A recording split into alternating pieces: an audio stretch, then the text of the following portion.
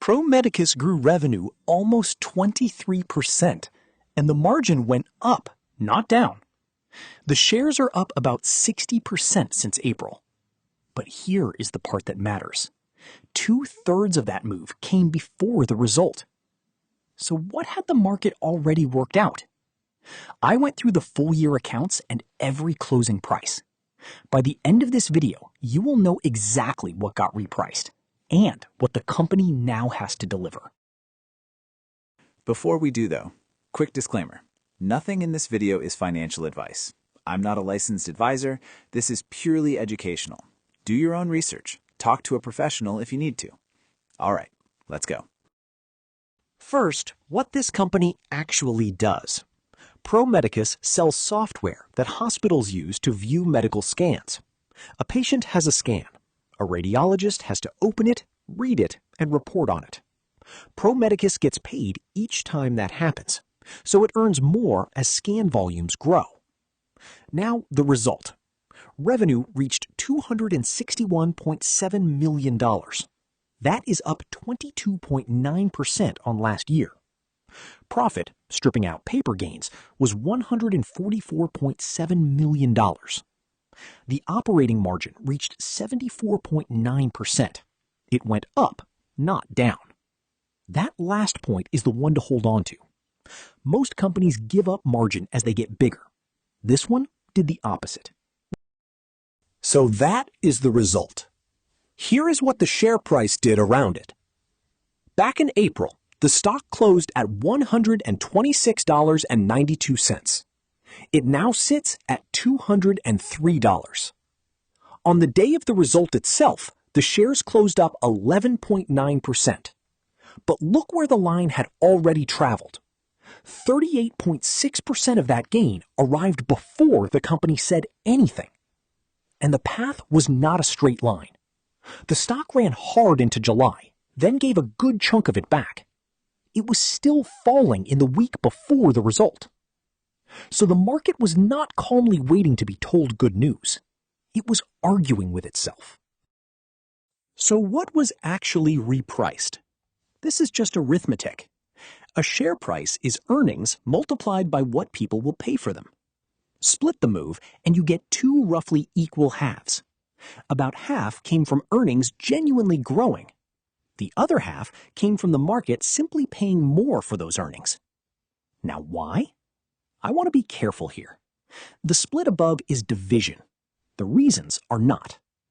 The re-rating is consistent with the contracted book growing 41%. It is also consistent with the margin widening from 74.0%. And April was a very low base. The stock was 62% below its 2025 peak. One honest caveat. Measured from 1 June to the next, the multiple actually fell. There is a number underneath all this that is easy to miss. The Australian dollar strengthened during the year. Pro Medicus earns most of its money in the United States, so the exchange rate worked against it. Excluding currency, profit grew 32.5%. As reported, it grew 24.1%. Same business, same year. The gap is the currency. This matters for how you judge the result. Currency is not something management controls, but it is also not something you should quietly ignore. An Australian investor is paid in Australian dollars, so both numbers are honest. Just be sure you know which one you are being shown. Now here is where a lot of coverage went wrong. You may have seen a headline saying profit rose $130.2 million. That number is real, but it is not the operating result. Pro Medicus owns shares in 2 other listed companies. Those shareholdings were revalued upward by $174.2 million. That is a paper gain. No cash changed hands. And the company told us something revealing. By the 17th of August, that gain had already shrunk by $32.9 million. It was unwinding before the headline was even printed. So the number that matters is the smaller one, up 24.1%. Now let us talk about what could go wrong. 3 things changed this year. First, customer concentration got bigger, not smaller. One health system, Trinity Health, is now a $330 million contract. That is the largest single American customer. Good news and a risk at the same time. Second, the company has set its own bar.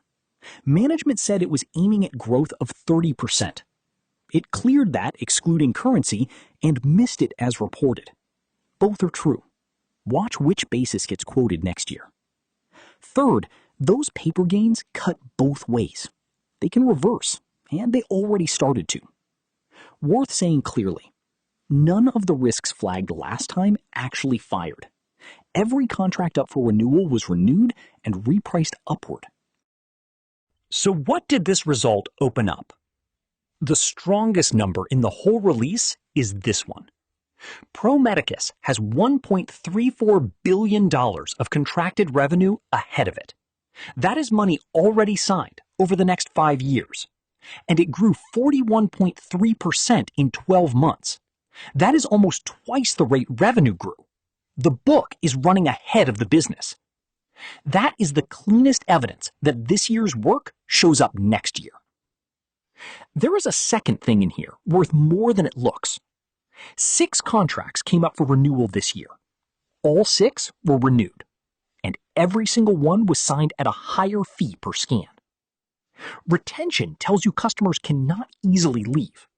Repricing tells you they will pay more to stay. Those are 2 different things, and the second one is rarer. So here is the balanced view. The bull case is straightforward. The contracted book is growing faster than revenue. The margin is still widening at scale, and every renewal was signed at a higher fee. The bear case is equally straightforward. The stock trades at about 147 times earnings. Reported growth slowed from 32% to 23%, and 2 founders control 46% of the register. Notice what nobody is arguing about. The quality is settled. The price is not. Almost nobody claims this is a weak business.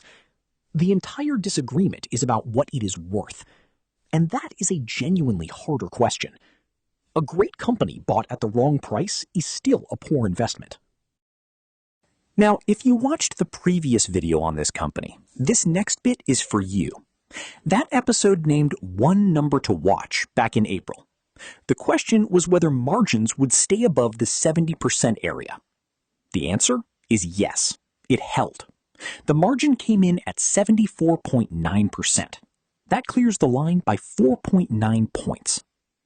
2 other things were named that day. Revenue still growing. That held. Underlying profit growth still strong. That held too. 3 for 3. And notice the line on this chart. This company was below 70% as recently as 3 years ago. So it was a real test, not a formality. So the business delivered on everything it was asked to deliver. Here is what that does to the scorecard. 3 categories went up. The moat, the runway, and management each rose half a point. 2 categories went down. Growth fell half a point because it is slowing. And valuation fell a full point. Added up, and the overall score is 8.2 out of 10, which is exactly where it was before. That is the whole story in one number. The business got better. The price got more demanding. Those 2 moved in opposite directions and canceled out. I think that is the most useful thing in this entire result. Good news and a good investment are not the same question. Everything the company was asked to do, it did. And the score did not move, because the market moved first. So what should you watch from here? First, October. Trinity Health finishes rolling out at 87% complete today. Second, the first half of 2027. 2 new products are due to reach the United States. Third, and this is the big one, does that contracted book turn into revenue? That is the next number to watch. $1.34 billion is booked. Next year is when it should start showing up.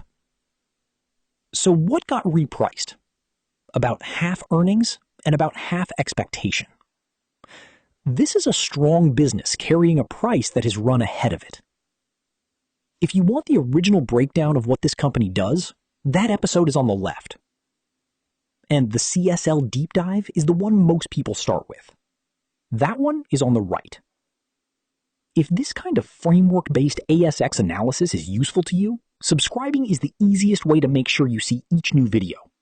One company, one framework, one scorecard, every week.